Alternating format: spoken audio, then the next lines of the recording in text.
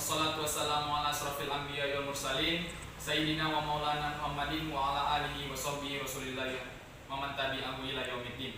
Baiklah, di sini kami dari kelompok 4 ingin mempresentasikan hasil kerja kami tentang alur tujuan pembelajaran dari mata kuliah rancangan pembelajaran matematika dengan dosen pengampu Ibu Nita Putri Utami MPD. Baiklah, sebelum masuk ke materi, izinkanlah kami memperkenalkan diri kami dari kelompok 4 dengan beranggotakan saya Muhammad Ridho Saputra dengan NIM 201404026 sebagai pemateri pertama, dan ada di sebelah saya nama saya Nadila Oktayesa dengan NIM 2014040044. Di sini saya sebagai pemateri kedua, dan di samping saya nama saya Dari Rahayu dengan NIM 201404030 sebagai pemateri ketiga, dan di samping saya nama saya Salsa Amanda dengan NIM 201404034 dengan pemateri keempat. Baiklah, langsung saja masuk ke penjelasan tentang alur tujuan pembelajaran. Baiklah, di sini kami akan menjelaskan tentang alur tujuan pembelajaran atau ATP. Di mana ATP sendiri ini dibagi menjadi 7 pokok materi. Dengan yang pertama ada pengertian alur tujuan pembelajaran, yang kedua ada fungsi alur tujuan pembelajaran, yang ketiga ada kriteria alur tujuan pembelajaran, yang keempat ada komponen-komponen alur tujuan pembelajaran, yang kelima ada aspek-aspek alur tujuan pembelajaran, yang keenam ada prosedur penyusunan alur tujuan pembelajaran, dan yang terakhir ada prinsip alur tujuan pembelajaran. Baiklah, di sini saya akan menjelaskan tentang pengertian alur tujuan pembelajaran atau ATP. Baiklah, di sini saya akan menjelaskan pengertian tentang alur tujuan pembelajaran atau ATP. Alur tujuan pembelajaran sendiri ialah rangkaian tujuan pembelajaran yang tersusun secara sistematis dan logis di dalam fase secara utuh dan menurut urutan pembelajaran sejak awal hingga akhir suatu fase. Alur ini disusun secara linear sebagaimana urutan kegiatan pembelajaran dilakukan dari hari ke hari untuk mengukur capaian pembelajaran.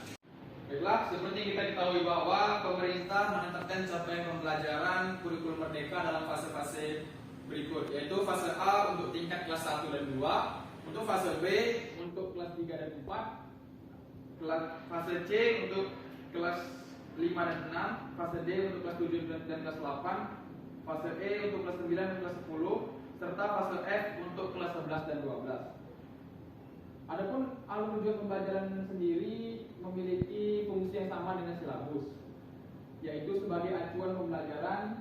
Selain itu, ATP sebagai panduan guru dan siswa untuk mencapai capaian pembelajaran di akhir fase tersebut. Baiklah, di sini saya akan memberikan penjelasan tentang fungsi alur tujuan pembelajaran. Alur tujuan pembelajaran sendiri dan modul belajar sebagai dokumen rancangan pembelajaran ditetapkan atau dibuat oleh satuan pendidikan dalam mengembangkan kurikulum operasional sekolah. Pada bagian berikut, capaian pembelajaran sudah ditetapkan oleh pemerintah pusat untuk dikembangkan menjadi alur tujuan pembelajaran dan modul belajar. Capaian pembelajaran ditetapkan oleh pemerintah merupakan kompetensi pembelajaran yang harus dicapai peserta didik pada setiap tahap perkembangan untuk setiap mata pelajaran pada satuan pendidikan usia dini, pendidikan dasar, dan pendidikan menengah. Baiklah, selanjutnya ada kriteria alur tujuan pembelajaran, di mana akan dijelaskan oleh teman saya yaitu Nadila Oktayesa. Pada Nadila, dipersilakan. Baik, di sini saya akan melanjutkan penjelasan dari rekan saya Muhammad Ridho Saputra, di mana yang saya akan menjelaskan adalah tentang kriteria alur tujuan pembelajaran. Kriteria alur tujuan pembelajaran ini ada 3. Yang pertama, adapun kriterianya adalah menggambarkan urutan pengembangan kompetensi yang harus dikuasai peserta didik. Maksudnya di sini adalah menggambarkan urutan, berarti kita membuat gambaran urutan untuk pengembangan kompetensi yang harus dicapai atau harus dikuasai peserta didik dari awal semester sampai dengan akhir semester. Lanjut, kriteria alur tujuan pembelajaran yang kedua adalah alur tujuan pembelajaran dalam suatu fase menggambarkan cakupan dan tahapan pembelajaran yang linear dari awal hingga akhir fase. Jadi alur tujuan pembelajaran dalam suatu fase menggambarkan cakupan dan tahapan pembelajaran yang linear dari awal hingga akhir fase, berarti dari awal pembelajaran sampai dengan akhir fase dibuat dalam alur tujuan pembelajaran seperti menggambarkan urutan pengembangan kompetensi yang dibuat dari awal tahun pembelajaran sampai dengan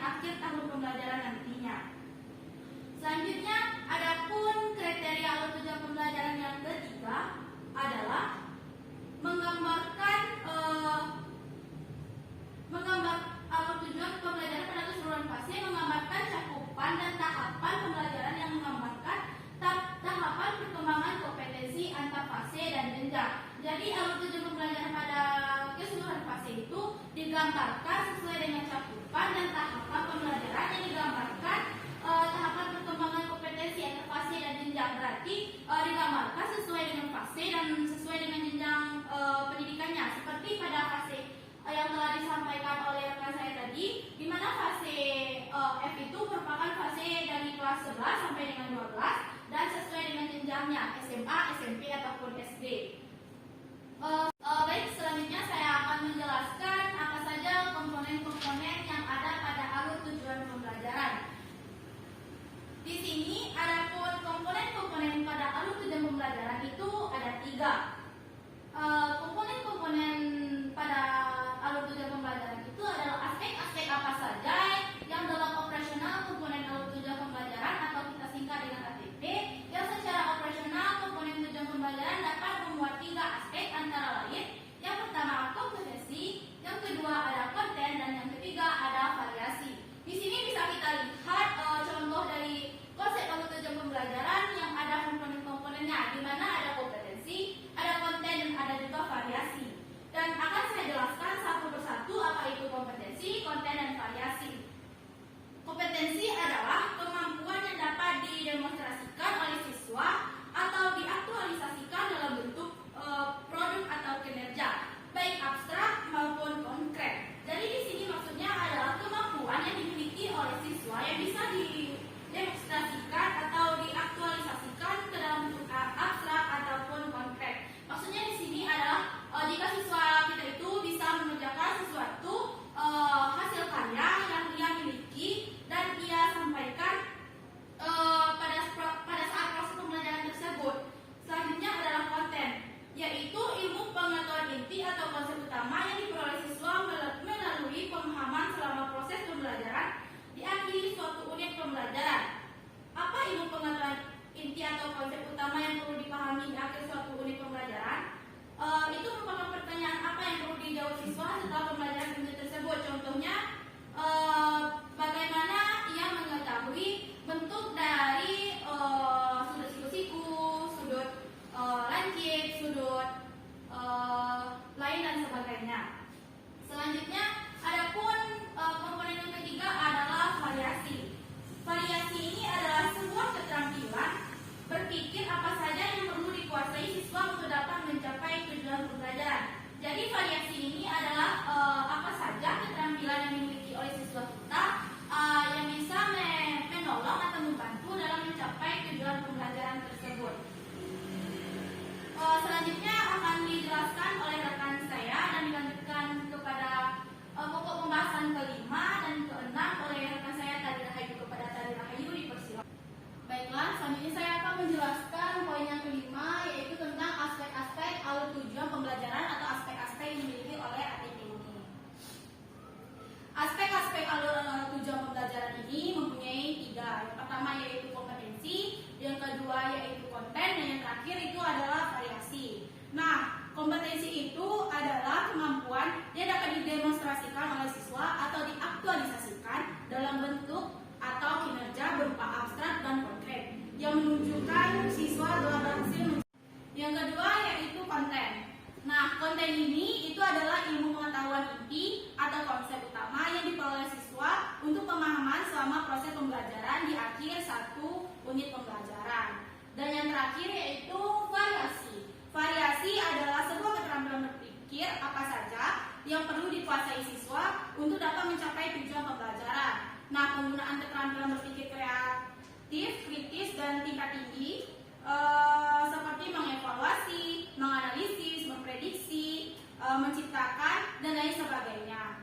Nah, selanjutnya saya akan menjelaskan dari contoh konsep tujuan pembelajaran. Nah, di sini ada contoh tujuan pembelajaran yang memuat 3 aspek yang telah saya jelaskan tadi.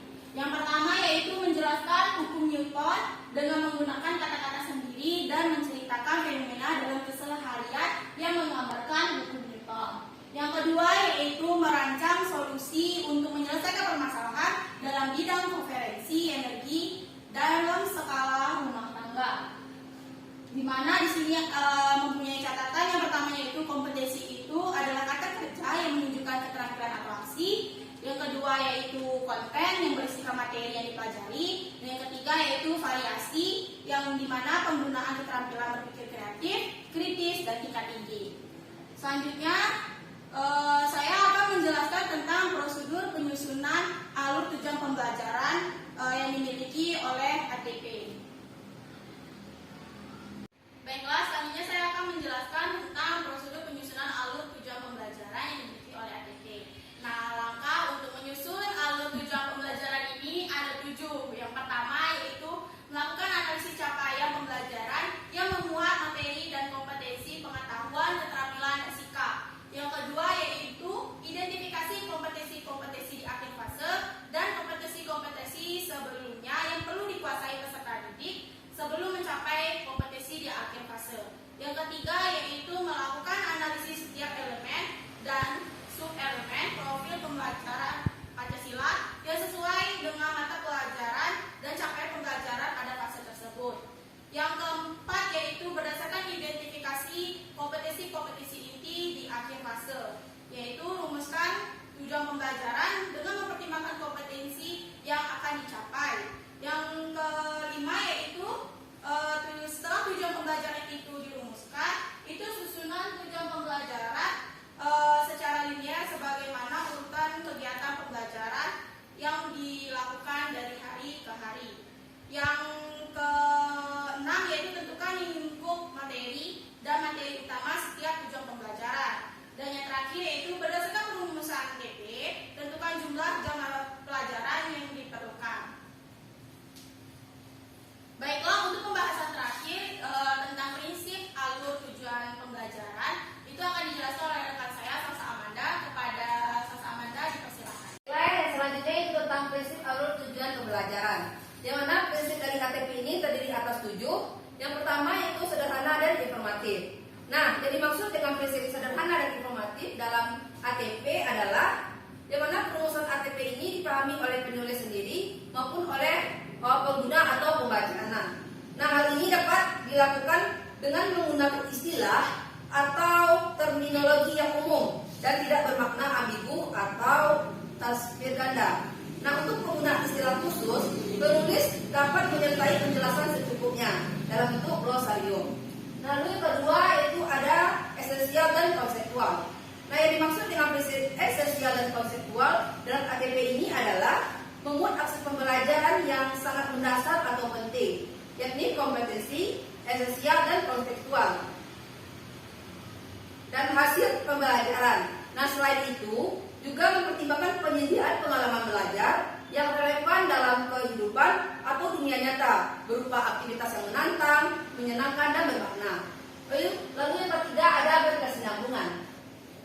Nah, prinsip berkesinambungan dalam ATP ini adalah antar fase dan antar tujuan itu saling berkaitan dan merupakan capaian secara terurut, sistematis antar tujuan pembelajaran dan berkepanjangan, yang mana untuk memperoleh capaian tersebut ditetapkan dalam setiap mata pelajaran. Nah, penyusunan ini dilakukan secara kronologis, yang mana berdasarkan dengan urutan pembelajaran dari waktu ke waktu. Lalu ada yang keempat yaitu pengoptimalan. Prinsip pengoptimalan adalah pengoptimalan 3 aspek, yaitu yang mana terdiri dari kompetensi yang berisi dengan pengetahuan, keterampilan, dan sikap. Lalu selanjutnya ada tahapan kognitif, di mana terdiri dari mengingat, memahami, mengaplikasi, menganalisis, mengevaluasi, dan lain-lainnya. Serta dimensi pengetahuan, di mana terdiri dari faktual, konseptual, prosedur, metakognitif. Lalu pengetahuan ini juga dilakukan dengan penumbuhan percakapan hidup seperti kritis, kreatif, komunikatif, dan kolaboratif. Nah, serta ada P3.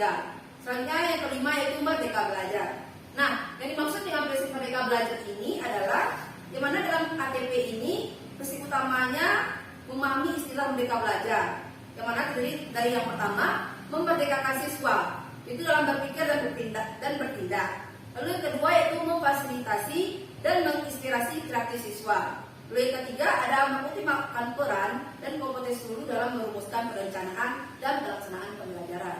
Lalu yang keenam ada operasional dan aplikatif. Nah, prinsip lainnya yaitu operasional dan aplikatif. Yang dimaksud di sini adalah di mana rumusan ATP ini memvisualisasikan dan mendeskripsikan proses pembelajaran dan penilaiannya secara utuh, yang mana dapat menjadi acuan profesional yang aplikatif untuk merancang modul ajar. Nah, selanjutnya yang terakhir ada prinsip adaptif dan fleksibel. Nah, prinsip ini adalah prinsip yang sesuai dengan karakteristik mata pelajaran, karakteristik siswa, karakteristik pendidikan, serta mempertimbangkan alokasi waktu dan relevansi antar mata pelajaran, serta ruang lingkup pelajaran yang intrakurikuler, kodikuler, dan ekstrakurikuler. Nah, ini itulah penjelasan materi dari kelompok kami. Selanjutnya, kami akan menjelaskan contoh formatnya. Baiklah, saya akan langsung menjelaskan tentang alur tujuan pembelajaran matematika di fase E, yaitu pada kelas 9 sampai kelas 10.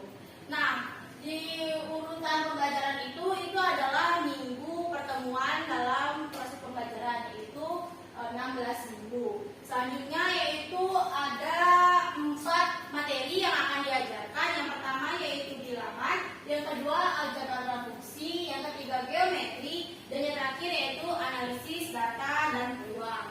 Nah, pada minggu pertama itu kita belajar tentang bilangan dan dilanjutkan pada minggu kedua lanjutan dari pembelajaran bilangan, di mana pada minggu pertama itu kita belajar tentang memahami arti pangkat negatif dan pangkat pecahan. Di minggu kedua itu kita belajar tentang menganalisis dan menggunakan sifat-sifat bilangan berpangkat dalam operasi matematika. Untuk minggu ketiga dan keempat itu kita belajar tentang aljabar dan fungsi, di mana pada minggu ketiga ini kita belajar tentang menggunakan sistem persamaan linier 3 variabel dalam menyelesaikan masalah kontekstual, dan pada minggu keempat itu kita belajar tentang menyelesaikan masalah dengan memodelkan ke dalam sistem ketidaksamaan linier 2 variabel. Nah, selanjutnya itu pada minggu kelima dan keenam kita kembali ke materi yang pertama yaitu bilangan, di mana pada minggu kelima dan keenam ini kita belajar tentang menggunakan pola barisan dan deret aritmatika dan geometri untuk menyelesaikan masalah kontekstual. Nah, selanjutnya pada minggu ke-7 dan ke-8 itu kita belajar tentang aljabar dan fungsi. Baiklah, pada minggu ke-7 ini kita belajar tentang mendeskripsikan dan menentukan penyelesaian persamaan dan fungsi kuadrat, termasuk mengenalkan akar imajiner dan penerapannya dalam penyelesaian masalah kontekstual. Dan pada minggu ke-8 itu kita belajar tentang menentukan solusi penyelesaian persamaan eksponensial yang berbasis sama dan fungsi eksponensial dan penerapannya dalam penyelesaian masalah kontekstual. Nah, pada minggu ke-9, 10, 11, dan 12 itu kita belajar tentang analisis data dan peluang, di mana pada minggu ke-9 dan ke-10 itu kita belajar tentang mempresentasikan dan menentukan ukuran pemusatan dan penyebaran dari kumpulan data. Dan pada minggu ke-11 dan 12 itu kita belajar tentang menginterpretasikan dan mengevaluasi hasil data statistik. Selanjutnya pada minggu ke-13 dan ke-14 itu kita belajar tentang geometri, di mana kita belajar mengidentifikasi hubungan sudut, sisi, dan perbandingan trigonometri pada segitiga siku-siku dan penerapannya dalam penyelesaian masalah kontekstual di lingkungan sekolah dan lainnya. Dan pada minggu ke-15 dan ke-16 itu kita belajar tentang analisis data dan peluang, di mana pada minggu ke-15 dan 16 ini kita belajar tentang mengidentifikasi dan menentukan peluang kejadian majemuk, yaitu peluang kejadian saling bebas dan saling lepas dari suatu percobaan acak. Baiklah, selanjutnya untuk penjelasan tentang alur tujuan pembelajaran pada fase E ini akan dijelaskan oleh rekan-rekan saya. Yang pertama itu akan dijelaskan oleh Nadila. Kepada Nadila dipersilakan.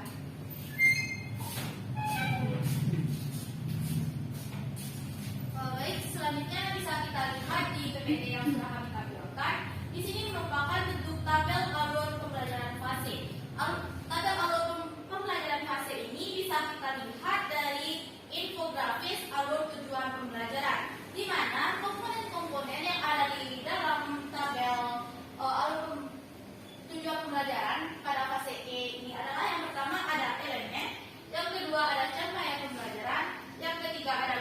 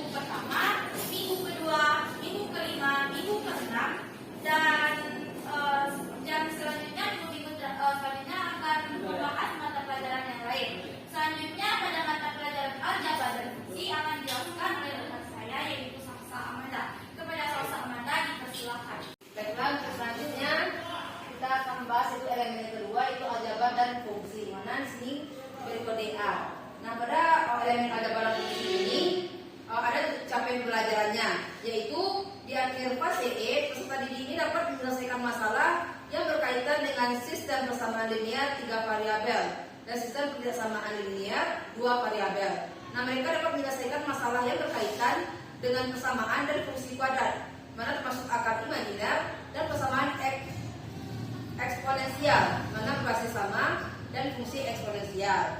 Nah, di dalam elemen aljabar dan fungsi ini, adapun kontennya yang pertama itu sistem persamaan linear 3 variabel, yang kedua sistem ketidaksamaan linear 2 variabel, dan yang ketiga itu persamaan dan fungsi kuadrat masuk akar imajiner, serta persamaan eksponensial berbasis sama dan fungsi eksponensial. Nah, adapun tujuan pembelajarannya itu ada A1 sampai dengan A4, yang mana A1 sampai A4 ini dipelajari pada minggu ketiga dan keempat, lalu dilanjutkan pada minggu ke-7 dan 8. Nah, selanjutnya ada untuk elemen geometri atau kita simbol dengan G, yang mana capaian pelajarannya yaitu di akhir fase E ini peserta didik dapat menyelesaikan persamaan segitiga siku-siku yang melibatkan perbandingan trigonometri dan aplikasinya, yang mana kontennya itu segitiga siku-siku yang melibatkan perbandingan trigonometri dan aplikasinya, yang mana tujuan pembelajarannya itu ada pada G1, yang mana akan kita pelajari pada minggu ke-13 dan 14. Nah, untuk selanjutnya akan dijelaskan oleh Rido. Kepada Rido, silakan.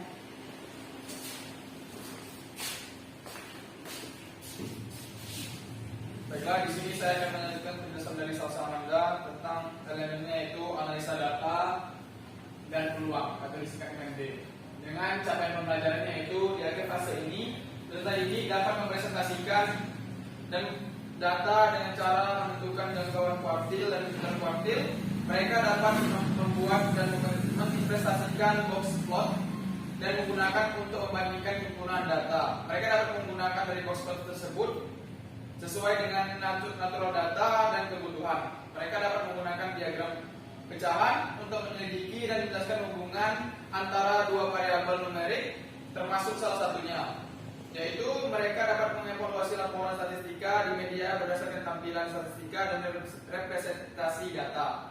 Dan peserta didik dapat menjelaskan peluang dan menentukan frekuensi harapan dari kejadian majemuk. Mereka menyelidiki konsep dari kejadian saling bebas dan saling lepas dan menentukan peluangnya. Adapun tujuan pembelajarannya pada pertemuan ke-9 yaitu mempresentasikan dan menentukan ukuran pemusatan atau median modus dan penyebutan ataupun penyebaran dari kumpulan data atau jangkauan interkuartil dari interkuartil pada data tunggal dan kelompok. Adapun untuk D2 ataupun pertemuan ke-10 yaitu mengelola dan menganalisis dan menyajikan data kebentuk grafik atau box plot, histogram, dan menggunakan alat bantu teknologi manapun tanpa teknologi untuk membandingkan himpunan data sesuai dengan kebutuhan dan karakteristik natural data. Adapun D3 ataupun pertemuan ke-11 yaitu menganalisis, menginterpretasikan dan mengevaluasi data pada laporan statistik media massa termasuk hubungan antar variabel dari data yang disajikan dalam bentuk diagram ataupun yang lainnya. Dan yang terakhir D4 yaitu menjelaskan peluang menentukan frekuensi harapan dari suatu kejadian. Adapun untuk pertemuan yang terakhir yaitu pertemuan ke-15 dan ke-16 yang ini mencakup untuk mengidentifikasikan dan menemukan peluang kejadian majemuk, peluang kejadian saling bebas dan saling lepas dari suatu percobaan aja. Baik, di sini selanjutnya kami akan mengambil contoh lain format dari ATP ini ke dalam bentuk tabel, di mana komponen-komponen yang format yang kedua ini kami ambil di dalamnya ada elemen, ada capaian pembelajaran, ada kompetensi, ada tujuan pembelajaran, ada JP dan alur. Di mana pada tabel yang kami bahas pertama tadi tidak ada JP-nya, sedangkan di sini ada JP-nya. Dan di format yang pertama tadi ada kontennya, sedangkan di sini tidak ada kontennya. Dan di sini bisa teman-teman lihat bagaimana bentuk dari elemen, capaian pembelajaran, kompetensi, tujuan pembelajaran, JP dan alur pada fase kelima mata pelajaran matematika. Di sini bisa teman-teman lihat bagaimana bentuk